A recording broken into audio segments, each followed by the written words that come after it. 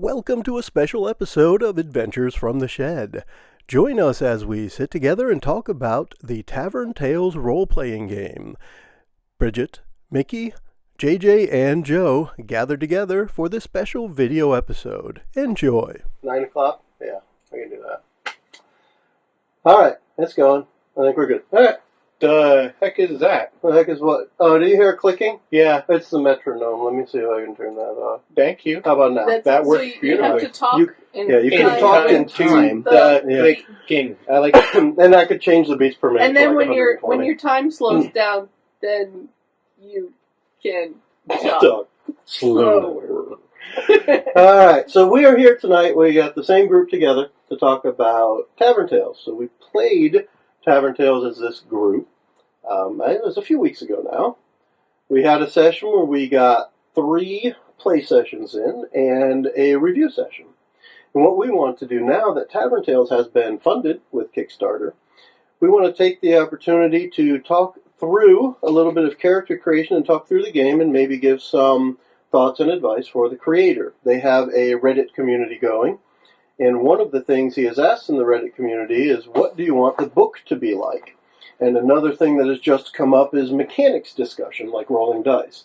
So as we talk tonight, I'll be probably grabbing a couple of things off of the Reddit community as far as ideas and seeing what we think about them. But why don't we say, hi, I'm Joe. Hi, you're... Hi, I'm Bridget. Hi, I'm Mickie. JJ here. All right. And we played Tavern Tales a few weeks ago. We had characters when we played, and I think, Bridget, you're going to try and just work through the same character again? Yeah, I'm going to pretty much keep the character Venti, the mage healer, because I liked the way that she was shaping up. I was going to be changing the last interaction tree. Cool. I'll continue to play hard-hearted Hannah, Hard-hearted Hannah. the succubus. And I'll keep her like this. I'll keep her the way she was created and see how it works out. So when we start talking about character creation, JJ, you're going to create one. I am. And he's already writing a little bit and flipping through the PDF. I am. On his iPad. Flipping PDF. What have you started thinking for ideas so far? I'm trying to emulate, for anyone who's aware, the Mistborn series. The newest trilogy of that is... It's alchemy. It's the laws of alchemy. It's allomancy. Allomancy. But what was that? The second part of it was not called. the laws of... Can't remember exactly. Exactly. But I'm trying to recreate Wayne. So I'm flipping through the year, and I'm finding a couple of almost, but not quite. But if we take a little bit of creative license, we could probably make it happen. Cool. So let's, Mickie was kind enough to get some paper and toner donated through work. And we have a couple of printouts of the PDF. JJ and I are looking at it on iPads. Mickie and Bridget have it printed. Mm-hmm. And what I want to do is, while we're taking the time to talk through the game, I want to talk through the book in order. Alloy of Law. No, that was the first one. So we're going to talk, and one thing, of course, I'm pretty sure as the book goes to physical form, it will have page numbers, but we will struggle a bit because the PDF does not. And Bridget is showing her food to the viewing audience. We're going to start right at the beginning. Chapter 1, Getting Started. There in the book, it just talks about what you need to get started. I think the organization is good. It's just a few paragraphs on what you need to start, how you're going to play Tavern Tales, that you need to work together, and that you need players and a GM. I think that's pretty straightforward stuff. The description of RPGs is good. Then on to Chapter 2, about telling tales. Of course, it's the main thing about it, and it calls it the core mechanic of Tavern Tales. It's telling tales. And it gives some little examples, some bullets of good tales, neutral tales, bad tales, and that's some of the stuff that we'll talk through as we get going. I have to watch myself. I don't want a fatal attraction moment. It won't record anything below the glass. That's good. It's one reason I set it at a certain height. So nobody will see our feet unless we do this. Someone sees the bottom of my slipper. And then the gameplay sequence, one of the things I know I want to talk about more, but I think we all kind of like the idea of going back and forth, player to GM to the next player, back to the GM to the next player, back to the GM. We liked that. Continuing there, risks and rolling dice. So when you're going to roll dice, kind of important when you're doing something that changes a story, or as it's called, does something risky. Yeah, do something risky. Risky. And it talks a little bit here about what your stats are, which may or may not be a little confusing because it talks about the stats before, or it talks about how you would use them before it actually tells you what the stats are. So that may suggestion number 1. Yeah, maybe put that or change that a little bit. I had a thought, but it would be back a couple steps, and I don't know if you want to go there. Oh, it was so casual talk. I'm just Okay. going to talk through the book The, until we get to the character stuff. I was just thinking about if I were a GM. Yeah. Which I won't ever, because no. Go on. That back and forth. Yeah. That's got to wreak havoc with any sort of adventure that you kind of plan out, because we have way more opportunities to, I don't know, it seems like we have more opportunities to change the story. Yep. Because there's that back and forth every turn. But I guess you get the chance every turn to change it back. You get the chance to bring it back on the rails. Kind of. It's one thing I would say, this system, Tavern Tales as a system, does not lend itself to a pre-published adventure. I struggled a bit with that on what we played. I created an adventure with a clear A, B, and C, and we played it that way. And because of that, a couple of times while we were playing, I had to say, no, I can't let you do that, because it changes how this story will work. So with that, keeping things on the rails, we had to do that a couple of times. The system itself, I think, is best when you don't do that, when you play sandbox style or open world, where anything can happen and therefore allow it to happen, as long as it's within reason. But I think that's a good point. All right, back to the story. And one important thing here, it's on the next page, it's the rules for telling tales. It says 4 rules for telling tales. Number 3 kind of goes to what something Bridget just said. You can't negate. So you can't just take it back. And you probably didn't mean that literally. But it's to me, it's a very important piece of Tavern Tales. If I, as a bad tale for the GM, say, that the orc stabs you, and then you get to do a good tale, you can't just say, well, he doesn't stab me. No, you can't just, there's no take-backsies. No take-backsies? Things really happen. You have to find another way around it, so you can't negate.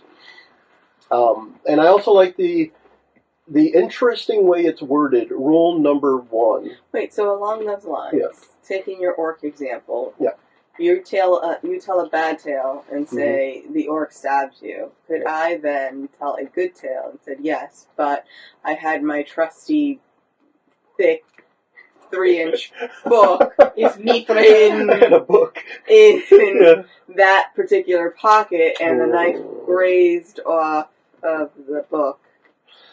Well, I guess it would kind of depend on how things are happening at the time. The bad tale at that point, if using the orc stabbing you, would mean that you're going to take a condition box thingy. You got challenge box. Challenge number, challenge something. That thing, you would be checking Challenge one off, box. which means that happens. Said it like For 20 conditions 20 of times defense. last time.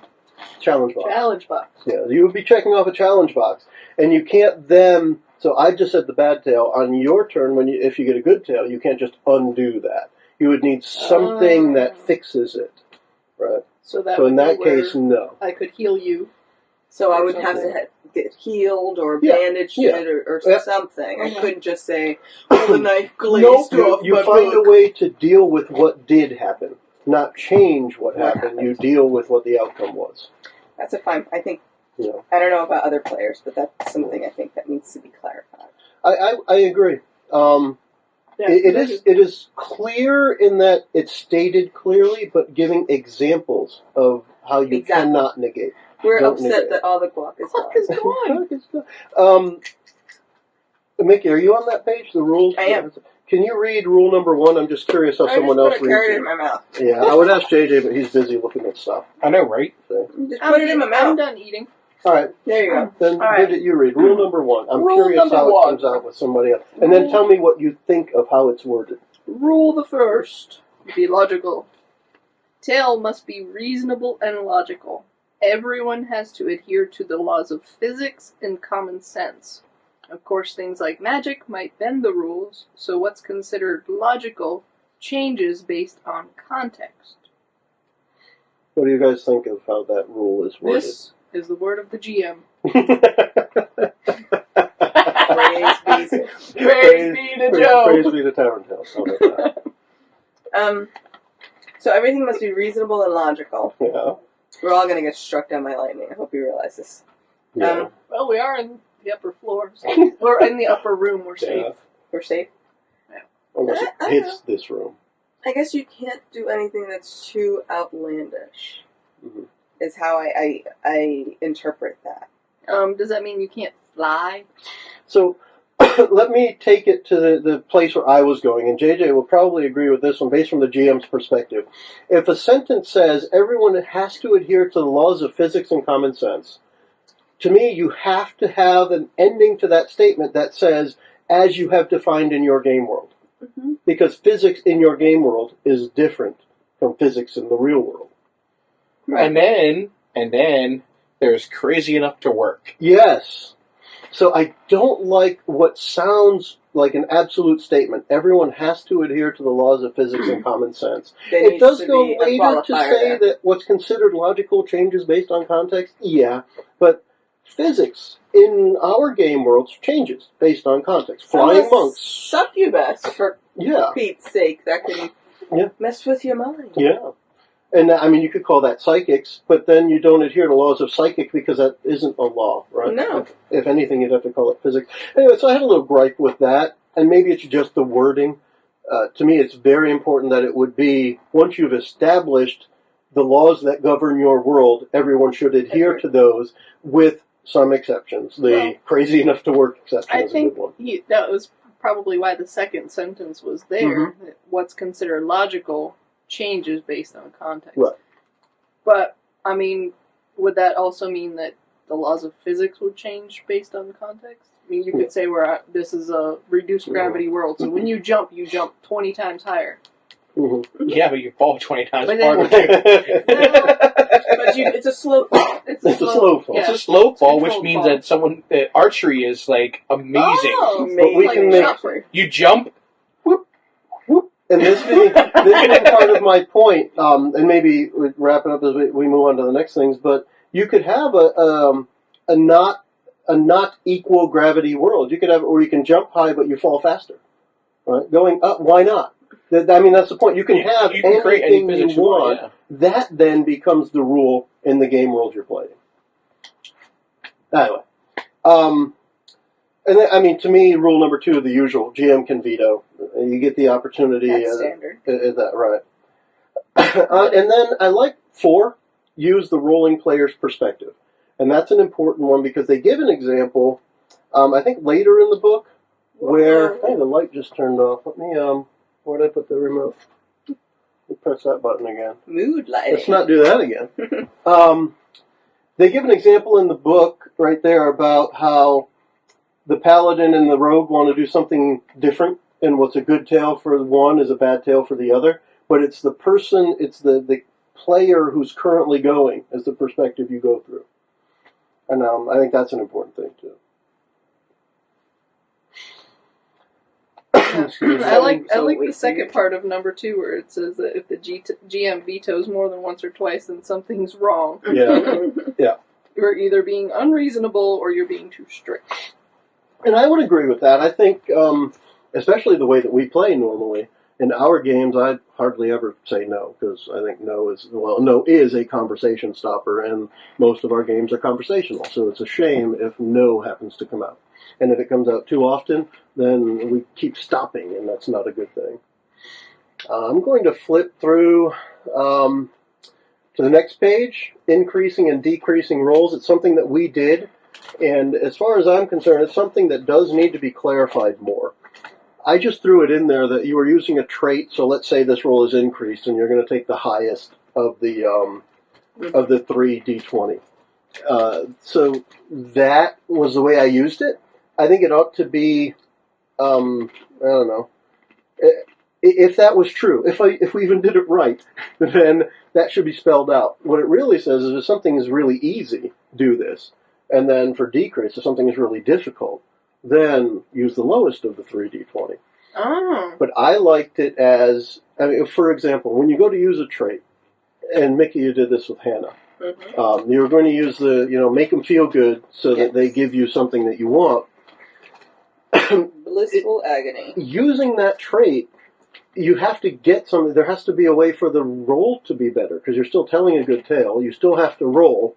If you didn't get an increase, as the rules stated, then what's the point of using the trait?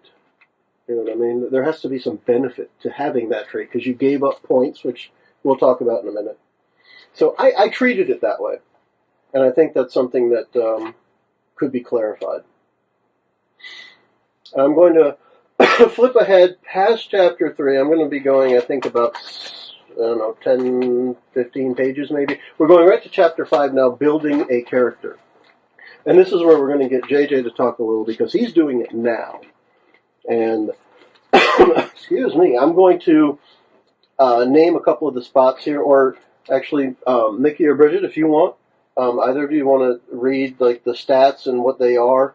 Sure. Go for it. So she just put a chip in her mouth. She did, yeah. So we've got stats are brawn, finesse, mind, and spirit. Brawn, kind of like what the name entails, measure of physical fitness, might, bodily awareness, presence, athleticism, and strength. So for example, picking up a boulder, or intimidating someone, kicking down a door, or making a harsh demand. Finesse are things that relate to agility, grace, subtlety, precision, delicacy, and speed. So being agile and graceful, walking a tightrope, telling a lie, dashing for cover, hiding in shadows. Like I equate that to kind of like dexterity in D&D. It is kind of, but they also give the that subtle That and subtlety, smooth so that's charisma and deceptive as well, right? So both charisma and dexterity. Although some of the stuff under spirit applies to what we think of as charisma as well. Mind involves logic, knowledge, memory, perception, and intuition. So being observant and wise, witty and clever, outsmarting someone or solving a puzzle, perhaps even doing some research in the library. Spirit involves willpower, force, personality, morale, and fighting spirit. Why would that be constitution? So being tough and determined, having a fiery speech, seducing someone. That's interesting. Gambling, being lucky, charming, or passionate. Now, I'm surprised that seducing and charming isn't with finesse, since they put the subtle and smooth and telling lies. So you're right. That would be better delineation there, maybe. Maybe that's how it's intended, so that... I think the examples could be expanded on. Because I think each one is clear, but to the point that they can overlap without a nice, clear example. And when this gets to more pages, I could see... I'm thinking from the aspect of when you go to look at these stats, brawn could be an entire column on its own. It doesn't need to be abbreviated to these 10 lines or whatever it may be. 8 bullet points. And you could definitely expand on that for each of the 4 stats. And then it says here that the GM tells the players which stat to use when they make a roll. Yeah.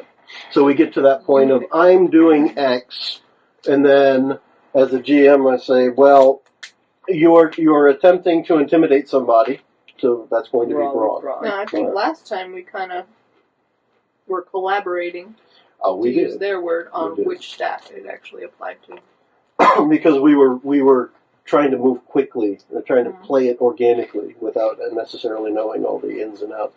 JJ, for the character that you made, what did you end up with brawn, finesse, mind, spirit, and why? I did brawn as -1, finesse as +2, mind as +1, and spirit as +1.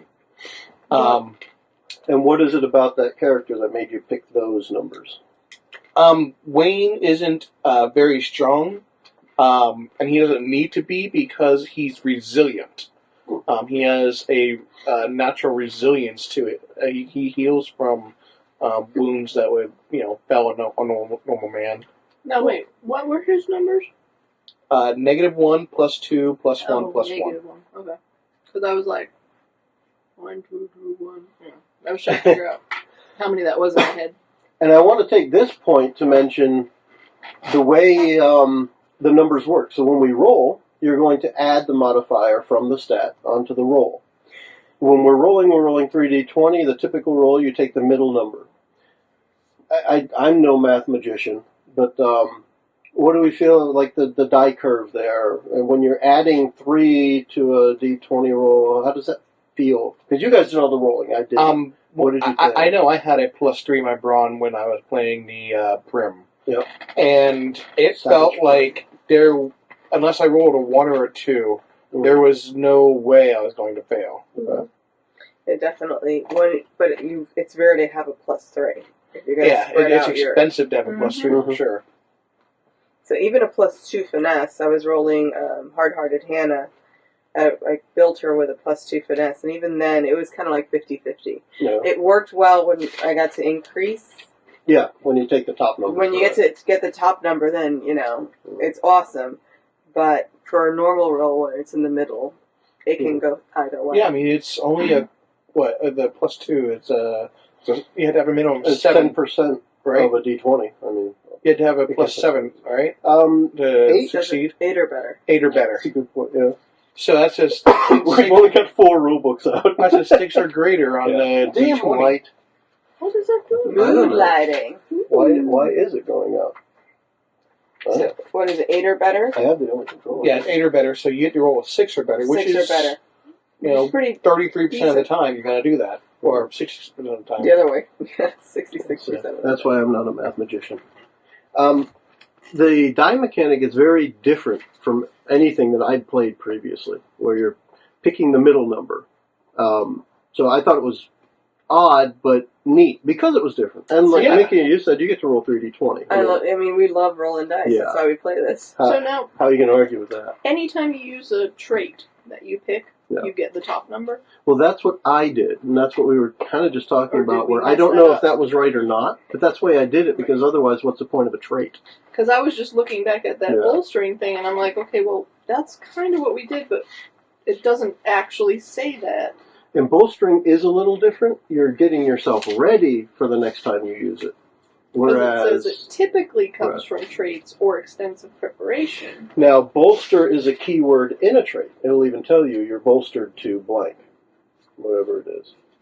And it says you can spend your bolster to increase a roll. Right. But you don't have to. Mm-hmm. But then it will expire after you miss your opportunity to use it. So now, point buy system. They do have different levels of points that you can get, and they're experience points, and you use them to buy your stats when you're first starting. There are also, it's actually on the next page, quick start arrays for 10 experience points. I can't remember, I think we did 10 experience points. Yes, we did 10. Right.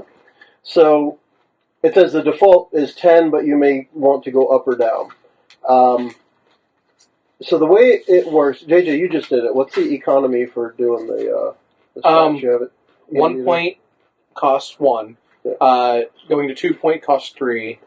And it gets exponentially harder as you go up. And 3 points cost 6. Yeah. Mm-hmm. However, you can claim points by lowering a stat. And you went that -1. The -1. That gave you that. So yeah, I took -1 in order to get my spirit +1. Okay. Because I have 1 combat, 2 interaction, and 2 exploration. And that's the next thing we're going to talk about is the traits. Because we use those experience points to raise and decrease the stats. And then with your remaining ones, you go to look at traits. And that's actually on the next page, buying traits. Again, you just went through it. And you avoided the first about 15 minutes of talking. So talk about how you did your traits. and then we're gonna have Bridget talk about what she wanted to change with hers. So, with taking a character from a book and making a direct translation, it allowed me to basically skim through the traits to take the things that best fit the character. There's some, like I said, there's some creative licensing needing to be done, but for the most part, I'm pretty sure I got the character pretty well down. I ended up taking it seems like a mishmash of stuff. I took something from the arcane arts.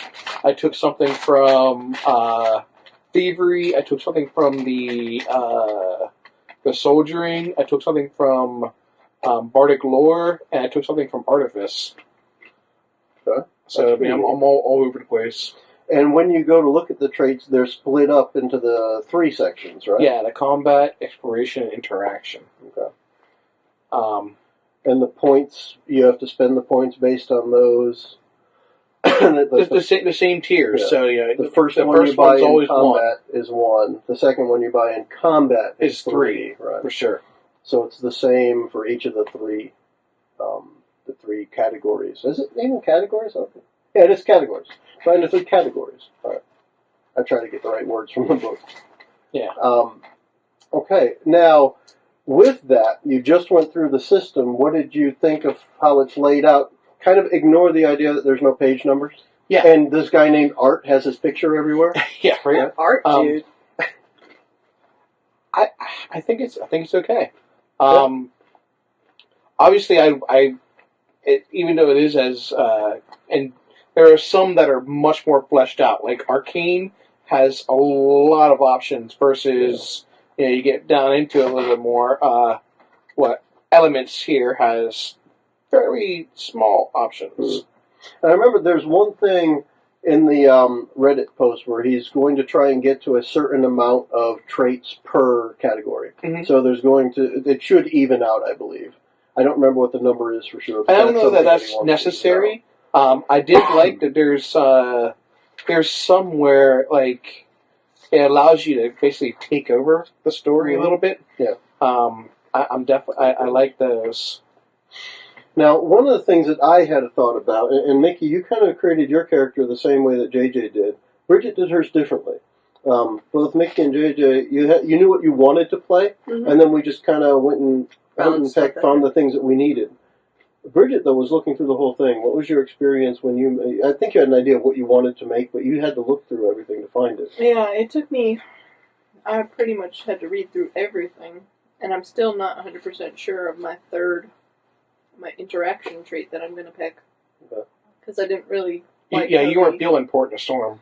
Yeah. Well, we didn't do enough, I think, really exploring towns or where we would have used that more. And I also thought of it different from the way you did. You thought of it as protection, and I thought of it as your favorite tavern. You're going to go in, and they're going to be able to give you all the information and aid you want. That's the way So we were thinking of it in different ways, too. One thing I think is this system, the way it's set up to build a character, is not at all friendly to a new person who doesn't know what they want to play. True. Although, no. So yeah, the qualifier there is someone who doesn't know what they want to play. A new person that knows, like if somebody comes in, I want to play Legolas, well, you're going to find the stuff you need to make yourself an elf who shoots 20 arrows at a time. Yeah. Well, even if you have just like a general idea of what you want to play, I think the system allows you to create the character you want. And then you probably need somebody alongside you who is familiar enough to look at it. And it doesn't take a whole lot. I mean, I had only looked at the book once or twice before I helped you make your character. It was really just finding those spots and picking the things that matched the theme that you wanted. Mm-hmm. But I think it can definitely use some work, and I hate to say I'm not sure exactly what, but maybe the advice would be for a new player, to come up with what you want your character to do and be like, and then start looking through. Or read the whole book and then decide what you want to do with your character. Because it's like, I mean, sometimes I go into the restaurant and I know I want a cheeseburger. Sometimes I want to look at the 500 items on the menu. and then still order a cheeseburger. That's a huge restaurant. Right. But this is what it felt like to me. If you start flipping through it, there's going to be all of these ideas. Yeah. Maybe I can add the sauce from that meal onto that one. It was just one giant menu. Yeah. Because I had no idea where I wanted to start, and I was literally like putting little. Okay, I'm gonna put a little star and next to that could be one, like an appendix or an addendum, having just a slew of pre-made characters to kind of even wet your whistle. Give you ideas. Yeah, I could see that. That would be an improvement, having various pre-made characters in there. I mean, even D&D does that with the whole the pre-gen characters. Well, not that, but in the actual player handbook, you have I can't remember their names anymore. Well, also the way they talk through it, and this is one thing. There's a couple mentions in the book. There are these gray paragraphs talking about how Dabney is building his ranger, which is cool. But I think that's just one example, and it's a known example. Ranger. People know what a ranger is, even though in Tavern Tales, the name you put on your character is whatever you pick. Ranger isn't a class. And then when you start to look at the different themes, they're cool. They actually, the traits that are in there fit a theme, but it's also, for me, trying to think of it from a new player perspective, that makes me think I need to pick stuff from this theme to make this kind of character, when in reality it's more like what you did, JJ. A mishmash of everything in order to make it work. So I'm thinking there's probably some advice in there about, yes, have some pre-gen characters, or for that matter, as would be really easy in a game nowadays, just put a link in there. Just put a URL in there that says, taverntales.com/pregens. Or a QR code even, right. Ooh, but, there we go. Yeah, something that a person reading the book could just go look at a link for some pre-gen character. Yeah, I mean, if you're looking at a PDF, have a link. If you have a printed book, put a QR code in there. Things like that could definitely work. I bet Becky would love that idea. I don't know. Has that been on the Reddit? I haven't seen a QR code idea. That is really cool. That's an interesting one, definitely. Mm-hmm. And even on a PDF, allows the printed book to have some kind of. You could be looking at the PDF on your iPad. Interactive and upgradable. So make sure you don't do what Heinz did. They had a QR code on their ketchup bottle, and they let the link expire. They let the link expire, and someone else bought it, and it was a porn site. Oh, right. That's exactly what you want with the Heinz ketchup. So with that, I'm thinking, the pre-gen characters are good. But then there might also be some kind of cross-reference where if you typically like to play a healer, here are some things to go look at. If you think you want to shoot things, here are some things to go look at. If you want mind control, here are some things to go look at. Almost like a framework? Yeah. Maybe. That's where he's got these quick start arrays. Maybe you could say this array is more towards a fighter. Well, it depends on where you put the stats, but this one's more towards a magic user or the quick start array could actually be assigned to stats as well, because you could say 3, 2, 1, and that's mind, brawn, and spirit or something like that. Right. But I think that to me, it's a high barrier to entry with a new player with too much stuff. That's my opinion. Yeah. When you read through most books, a class-based system. You read and you say, all right, I get to be a fighter, a thief, or a wizard. Well, this is what a fighter does, this is what a thief does, this is what a wizard does. There's no crossing. Right. You don't cross streams when you make those characters. But I kind of like it like that. I love that it's open and I do too. So flexible. Yep. You're not pigeonholed from the get-go. You decide what you want, or you read through the book and you uncover traits that you want to incorporate into a character. Agreed. And then, to what I was just saying earlier, there's this little section here, just a couple of paragraphs, that says, wait, where are the races? And you can be whatever you want. It has to start a new file. You can be whatever you want because what you have picked for traits really define what your character can do, not what race you So wait, I can be an Asgardian? You can be all that you can be. That would be neat. You want to play an Asgardian? No, not an Asgardian. Asgardian. That's what I said. Asgardian. Yeah, she's talking about guarding rear ends. You want to guard asses? Yes. I'm thinking like Norse mythology. Like, Yeah. Well, now if you want to be part of the people that protect Thor, then you are an Asgardian. Exactly. Because Thor. Yeah, he's an ass. Depending on which book you read. Yes, exactly. Now the Marvel Thor, he's just kind of misunderstood, and he's a good guy. But to me, that's a really big point. I don't know that we ever said, for example, if Hannah had a race. I think we just played as if she were some humanoid looking, right? Succubus. Yeah, it was very simple to just say she's a succubus, and we could all get this picture in our head. And I'm getting this picture of this, almost like when you take off your jacket, you've got these little bat wings on your back or something, a succubus-y kind of thing. And it didn't really matter because we weren't playing a race; we were playing the character, and I think that's an important piece. People that do really want to have a specific thing. If you want to be, one of the things that comes up here is a dragon. You want to be a dragon? Okay. But you can still do what's on your character sheet. You're not a dragon and you breathe fire and wipe out entire cities, unless you pick those traits. And that's one thing I like about this, too, is it lends itself well to homebrew. Yeah, I agree. And that's what I like to do, so it works well. Do you want to talk about the character sheets? I do want to talk about that a little bit because I think at this point we are at that spot. So we've talked about, getting ready for the character, coming up with your idea, whatever it may be, spending your experience points on your stats, buying the traits. The character sheets itself. Go ahead, Mickie. So the character sheets itself, I think we shared it last time. We had one of the fans, I should say, from the Reddit had a Google sheet, and it is kind of a template to work from. Excuse me, and that's what we use for the pre-generated characters. JJ ended up using one of those for the Savage Prim. And then Bridget and Mickie did it a little different. Which was neat, and maybe Bridget, you could show yours. So Bridget designed it such that it's all on one page. Mm-hmm. So at the very top you have the general appearance, stats, motive, hidden information.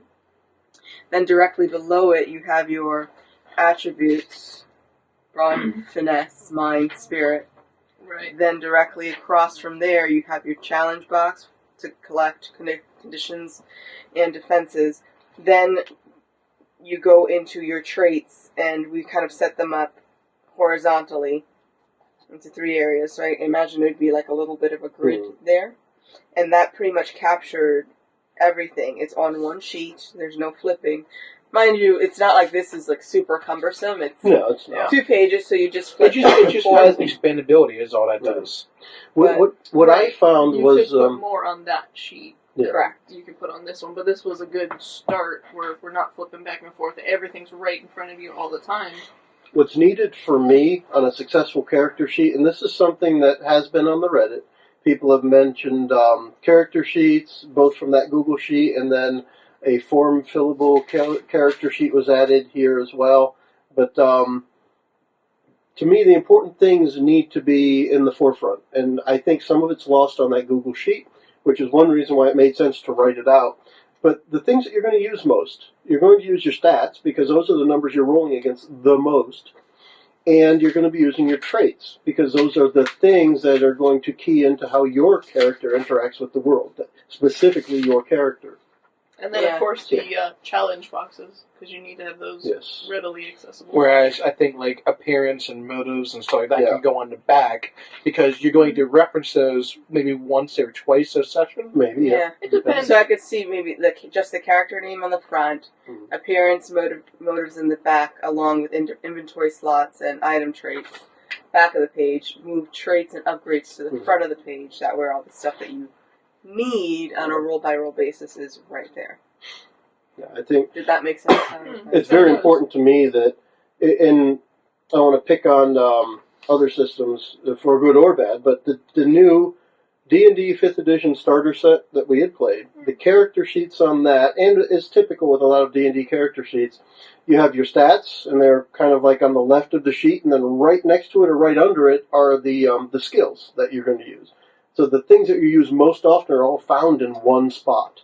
And then the things that do change, like your hit points and your armor class and things that apply to that system, they're usually bigger boxes right in the center of the sheet, because that number is going up and down, you're erasing and rewriting. Things like that I think are important for the placement of what you're going to use most often. And for Tavern Tales, it's those things that we just mentioned. Your traits, I think, are huge. If you're playing the character that you wanted to build, you should be referencing your traits a lot. Yes. Yeah, for sure. They should be an integral part of your integral. Potato. It's important. For But me, they where be I integral. don't play it a lot, Integral. it was important to have the character description and stuff right in front of me, along with everything else, so that I could think, if I'm from this place and this is the type of landscape I'm used to, how would this apply to what I'm What would Venti do? now? What would Venti do? Yes. What would Venti think about the cold? Well, cold doesn't bother her anyway. Oh, very nice. Well played. And it's the pointy feet, The pointy feet. But just that's a good point. to me, That's a good it was a point. refresher of that's my character, and that's what I want to. Maybe in several months of playing an ongoing campaign, I wouldn't need that as much because I would be more into what the character does and says and looks like and her basic features. But as to begin with, it helped me kind of remember why I picked that. I don't know. To that point, though, you still may want it towards the front of your sheet because there are people that take notes. Personally, I do, even as GM. I take notes when things change. So if you were to change the motives or style of your character, you may want to change that right on the front of your character sheet because you've been playing it a certain way for months, but the way you wrote it is different. So maybe you just go now and change one of the sentences to the way your character has evolved or changed or was always. I like it. That'd be a good thing. And let's talk, Bridget, about Venti and how, and let's reference our play session, the thing that didn't work the way you wanted and you're thinking of changing, and then maybe we can talk together of what you might want to change it to be. So go ahead. Well, I mean, I'm trying to hedge my bets against what you're going to throw at us. So I'm looking for the most generic, helpful things that could be used in multiple places with multiple scenarios. I'm not going to pick something like animal handling, or I don't know what it's called in here. I know there's animal ones, but I'm not going to talk about. Not going to pick something that references talking to animals if we never see an animal. Now here's where you can flip that around in that. Use the trait you picked. For example, when Mickie was playing Hannah, she never waited for somebody who had information. She went and got information from people. So if you've got the talk to animals, when it's your turn and you get a good tale, say, I see a passing squirrel, and I ask that squirrel what's going on. Okay. Right? You create in that case. Now, if you happen to be swimming in the ocean, it's not right to say you see a passing squirrel. That's that whole logic and physics thing, I suppose. But as long as you say, the shark jumps out and tells me information instead of jumps out and eats me. I speak whale. Yes, we've gotten vital information in the shape of a killer shark. Free Willy. So with that, what is it that you want to change, or what is it that you think you want to pick up? And we can actually look at some of the stuff in the themes together and see if we can figure out what makes sense. You're looking through it while I'm asking. And I see that's just the thing. I'm still overwhelmed with how many different things there are to pick. That's what keeps coming back to. I have no idea what I want to do. What category do you think you want? I don't even know what the categories are. See, there's are you so going many to have, of them. I don't if know you what drop Port in a Storm, do you get, get 1 point? I'll have 1 point Okay. back. Now, is there any category that you do not have anything in yet? Yeah, that would be the interaction one. Okay, because so if I drop Port in a Storm, I don't have any. Mainly, we're looking for an interaction. Right, and that's what even just looking at that. I mean, I've probably looked at 20 different pages so far, with at least 5 or 6 things on each page. I still have no idea which thing I'm even leaning towards. Snake oil salesman. Some of them are completely out of, like, I don't want to do anything with necromancy, or just because it's creepy. Well, that ruins everything then. Not that there's anything wrong with the travel agent, but necromancy's kind of weird. Yeah. What'd you see, Jay? Yeah, like pheromones, just love potions, perfumes. I'm not interested in any of that stuff. But how about flawless logic? Flawless logic. You're far more persuasive with logic, reasoning, and evidence. Yeah, that could work. That ain't me. I almost thought about the familiar thing, but I think I have enough trouble managing myself. I don't need to manage a minion. You have a minion to go. Sudden but inevitable betrayal. I love the names of some of them. Your sudden but inevitable betrayal. Behold is kind of a fun one. You can make everyone believe an item does something specific, even if it doesn't. Mm-hmm. You should take White Lie. It fits the whole Frozen idea. Oh, I'm not no. Well, but, it's just a running joke. It's right. Because she's from the land of the ice and snow. So White Lie. You can convince others of lies that would normally be unbelievable. I did see that one. Maybe alcohol. Alcohol. Yeah, that's kind of funny. But yeah, I mean, I think it's that crazy enough to work. One sounds like fun. If it's even theoretically possible, then you can do it. That seems kind of overpowered because you could really. Well, no, I mean, and that's the thing. It's trying to find the places where the perk or a trait will work for you. And that's kind of what I'm having trouble with. So where you're trying to do like this whole, be as general as possible, so that it would fit in all places. Don't do that.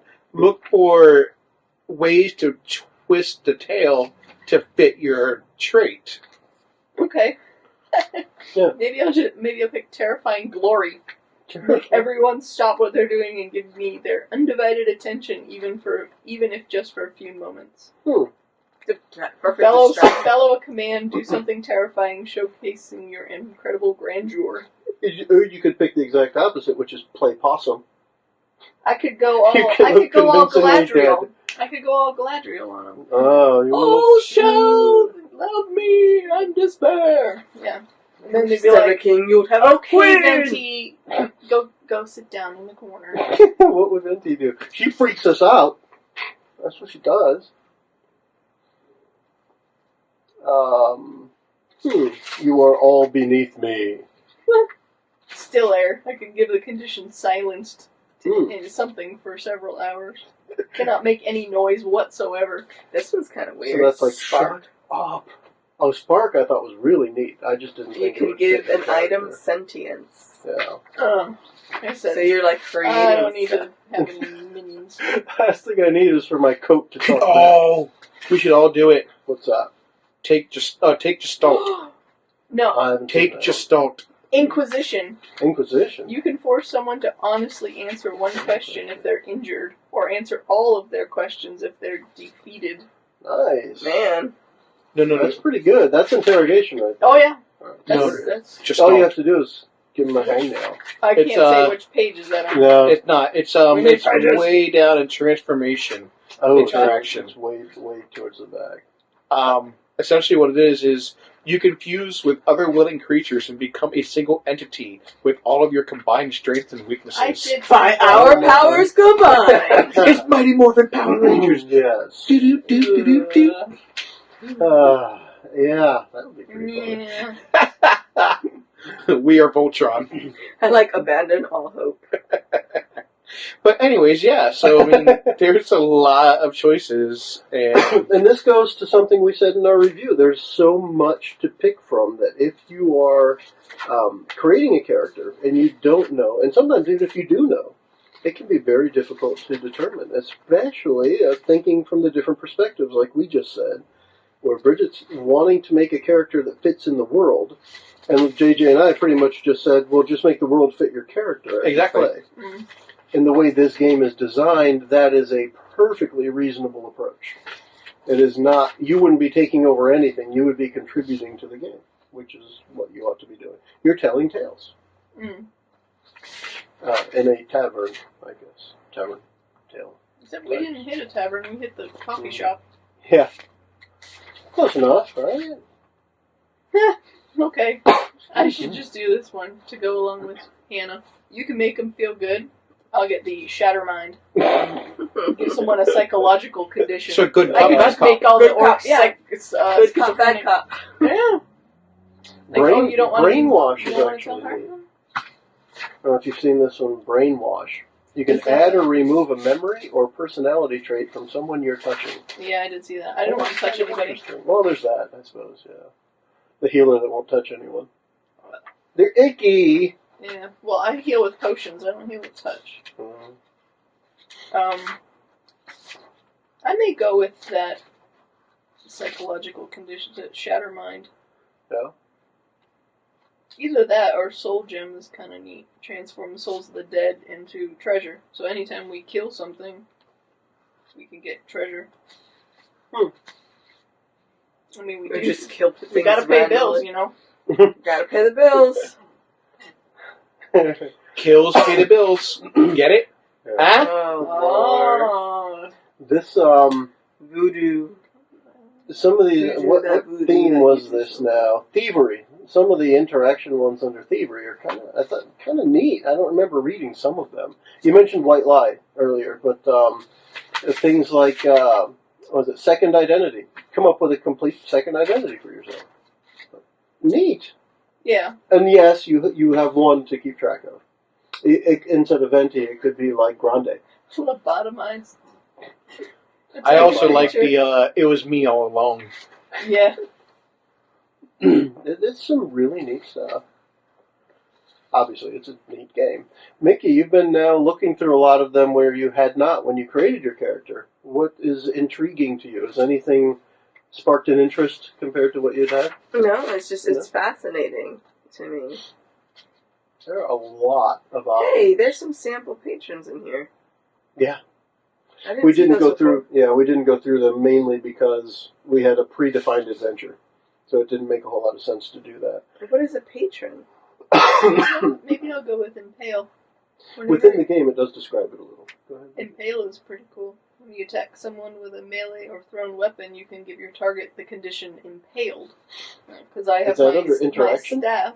Oh, I'm sorry, that's common. Ooh, Hello. like, how's that See, interaction? wrong page. You get to decide what sort of patron you follow. You create a patron for your character to follow by using the patron creation guidelines.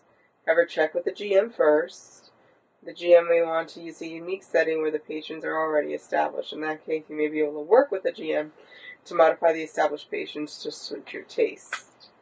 So first you write a description, then you determine the patron's stats, then you determine the patron's personality. So these are just like idols?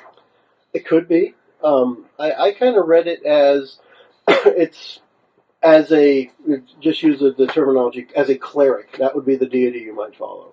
But as a thief, as a rogue, Well, the patron might be there the is- leader there of the are- guild. there are Right? They're deities as well. But, I mean, and I guess I was trying to use it more of the generic term, but the thing you follow, the calamity of the Franklin Mint. Right? Yep. That would be patron more so than deity. Yep. Mainly, and it could just be someone who sponsors you. You could be who owns the travel agency. If Hannah doesn't own it, who does? And that's who pays That's her. the patron. That's what keeps her going. That could be the patron. It could also just be the lonely widow that she hangs out with. Fair enough. But it should be somebody who contributes to what your character does as an adventurer. Otherwise, it's kind of pointless. Pointless. Yeah.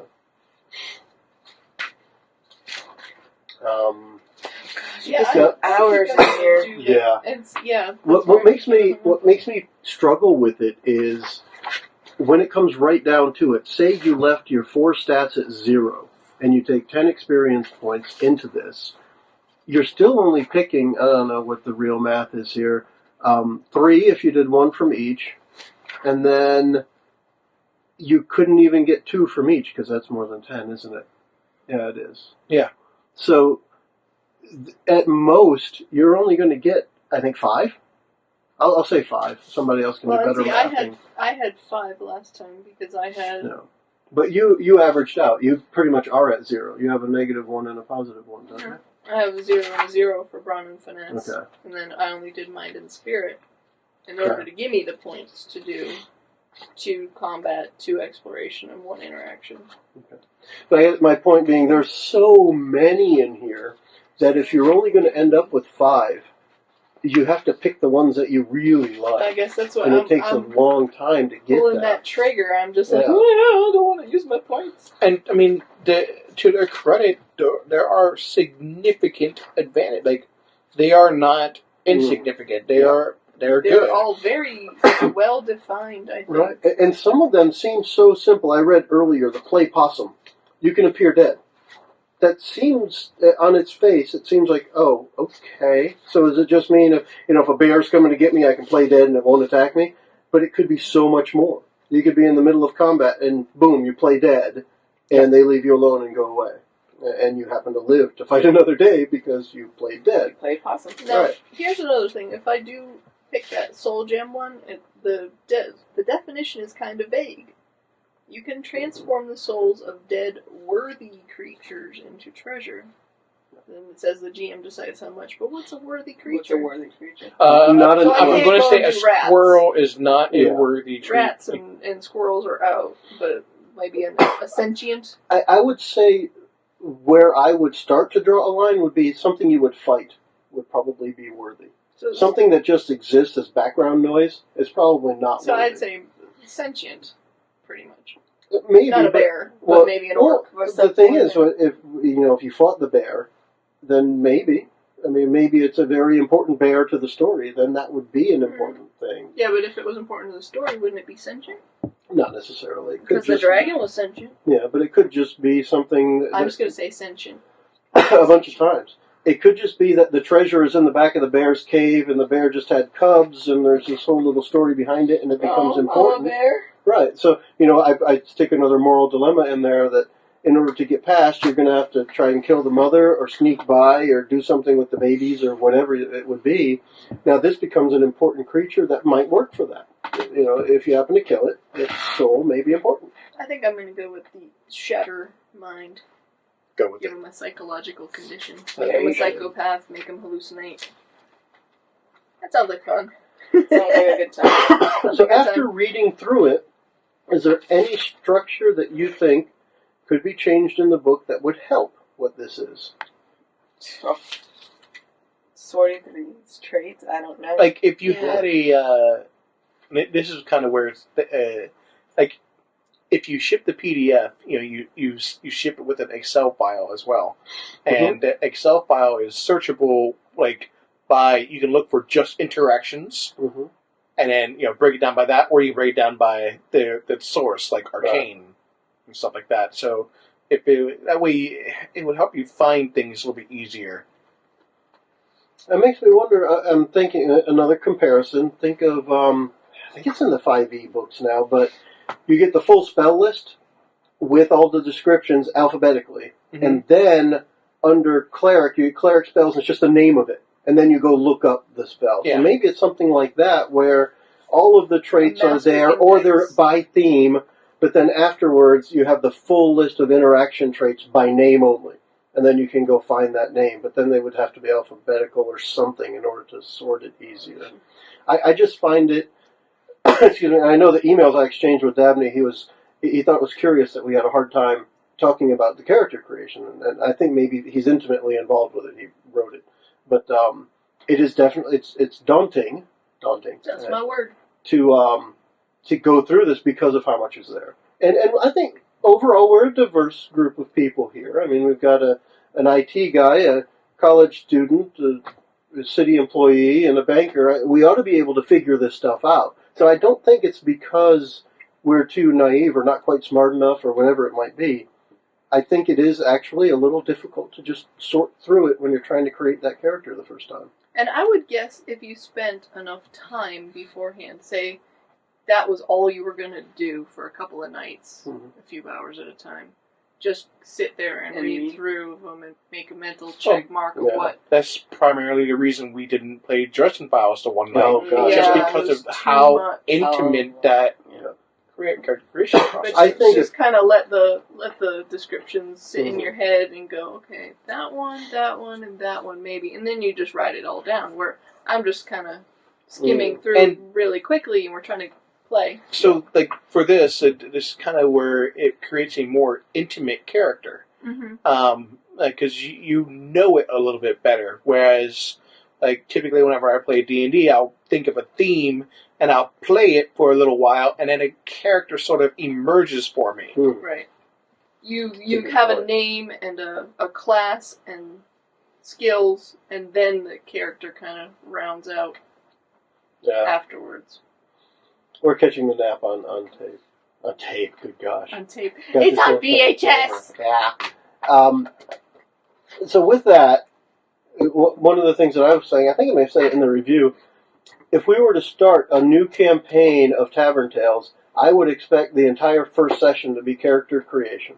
That makes I sense. wouldn't expect to play at all. I would expect to spend anywhere between 3 and 6 hours creating characters for the game, because you want your character to actually reflect something you want to play. And there's so many options that you want to get there. And maybe even the next session where you play the game, at the end of it, like Bridget did, talk about what I might want to change with my character and change it right then. Don't wait. And let it be organic in that way, where your character should drop and pick up traits that fit, so you learn how to play it, learn how to create a character. Makes sense. Really. Yep. Let's go.